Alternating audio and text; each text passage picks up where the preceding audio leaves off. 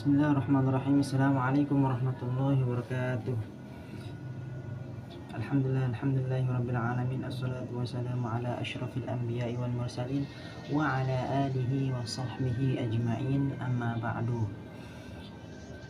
Perkenalkan, nama saya Imron Ahmad Rafi, NIM 240 1020 57, kelas 3B, Prodi Pendidikan Bahasa Arab. Mata kuliah Akhlak Tasawuf, dosen Ustadz Syamsuddin.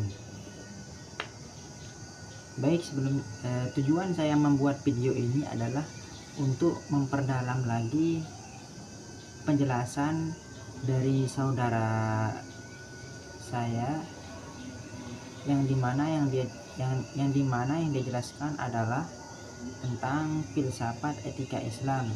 Namun di dalam pembahasannya di sana ada yang masih kurang, seperti yang masih kurang pada kesimpulannya maupun poin-poin yang penting di dalam penjelasannya. Untuk itu saya di sini akan lebih memperdalam lagi untuk menjelaskan apa yang sudah dijelaskan oleh saudara saya, dimana judul buku adalah Filsafat Etika Islam, ya, penulisnya Dr. Amin Abdullah, yang dimana penerbitnya Insinyur GSOD. Kemudian tahun terbitnya yakni 2020. Baik, sebelumnya maaf Bapak, saya tidak menemukan apa yang Bapak sudah rekomendasikan untuk mencari di buku. Namun saya tidak menemukan apa yang Bapak rekomendasikan. Akan tetapi saya mendapatkannya di Google Books.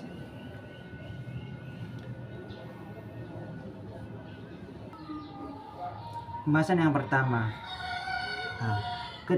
etika sebagai ilmu rasional. Etika rasional di sini dapat dipahami sebagai etika yang berpijak pada akal atau rasio, yang dimana manusia melalui pikirannya, refleksi, dan argumen logis dapat menetapkan apa itu baik dan apa itu buruk. Ini kewajiban moral dan prinsip moral universal. Manuel Kant menegaskan bahwa moralitas itu tidak bergantung kepada wahyu atau otoritas eksternal, akan tetapi kepada prinsip moral yang bisa dikenali lewat akal, praktis seperti infraktis atau kategoris. Di dalam kajian Amin Abdullah, etika rasional itu, dalam kajian Amin Abdullah, etika rasional menawarkan standar orang yang bisa universal dan independen dari latar kepercayaan tertentu, sehingga kemudian dialog antara tradisi itu berbeda. Poin penting yang dapat kita ambil dari penjelasan di atas adalah bahwasanya manusia itu dapat menentukan baik buruk pada akal, bukan pada wahyu. Manusia dapat menentukan baik buruk melalui refleksi, logika, dan akalasi praktis. Dan menurut Manuel Kant, moralitas itu bersumber dari imperatif kategoris, bukan otoritas eksternal. Dan etika rasional itu bersifat universal dalam artian yang bersifat umum atau yang lebih luas. Baik, kita lanjut ke pembahasan yang kedua, yakni etika berlandaskan pada wahyu. Etika wahyu menunjuk pada norma-norma moral yang didasarkan pada wahyu ilahi seperti Al-Quran, As-Sunnah atau hadis, serta tradisi Islam yang klasik, termasuk karya teologi dan subsidisik yang dikembangkan oleh Al-Ghazali. Kemudian Al-Ghazali ini memandang bahwa etika yang baik tidak hanya dapat dicapai lewat akal saja, akan tetapi sangat bergantung pada petunjuk Tuhan, rahmatnya, serta bimbingan spiritual.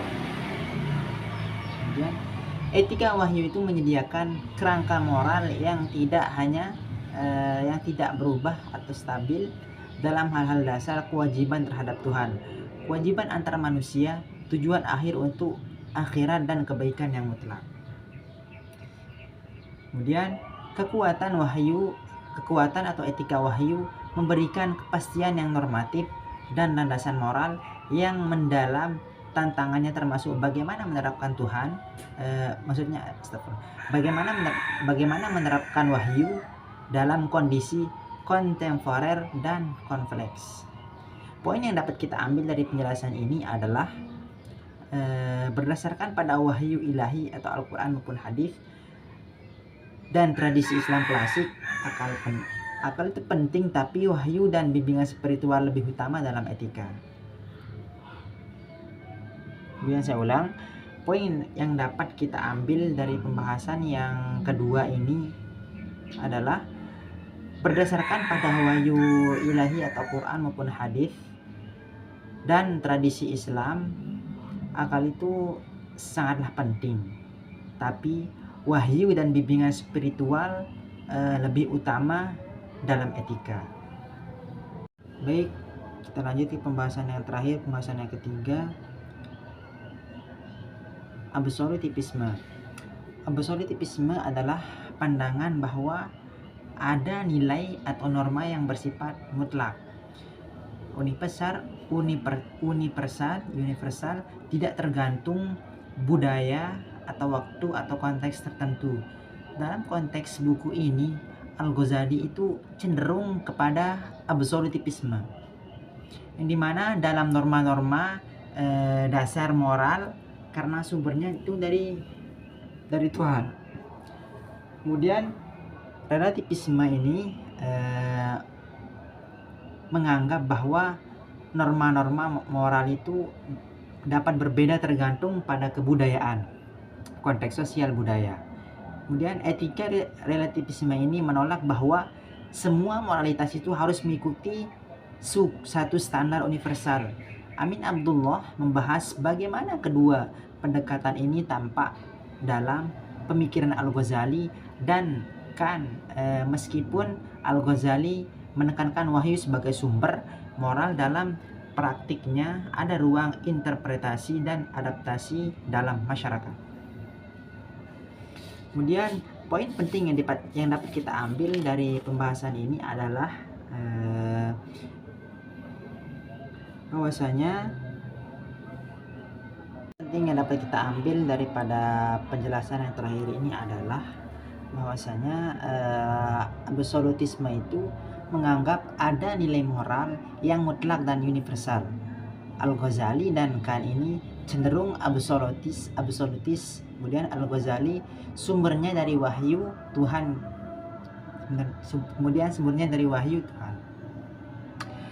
Apa sih perbedaannya antara absolutisme ini dengan relativisme ini? Kalau absolutisme itu adalah kuat tapi bisa kaku. Kemudian relativisme itu bisa kurang arah dan moral, seperti yang saya jelaskan di atas tadi. Baik, kesimpulan daripada pembahasan yang saya jabarkan di atas adalah bahwasanya etika Islam itu tidak cukup jika hanya bersifat normatif atau tekstual. Menurut Amin Abdullah, etika Islam itu harus dikembangkan secara interdisipliner atau menggabungkan nilai wahyu, nalar rasional, dan realitas sosial. Pendekatan ini juga menjadikan etika Islam itu lebih inklusif, toleran, dan responsif terhadap perubahan zaman dan keberagamaan masyarakat. Dengan demikian, etika Islam itu dapat menjadi pedoman moral yang relevan, humanis, dan kontributif di tengah dunia yang terus berkembang. Mungkin hanya ini yang bisa saya sampaikan, kurang lebihnya mohon maaf apabila ada kata-kata yang salah. Itu datangnya dari saya. Apabila ada kata-kata yang benar, itu datangnya dari Allah Subhanahu wa taala. Allahul muwaffiq wal hadi ila syabil rasyad. Assalamualaikum warahmatullahi wabarakatuh. Tamatlah sudah ajukan tadi. Terima kasih dan jumpa lagi.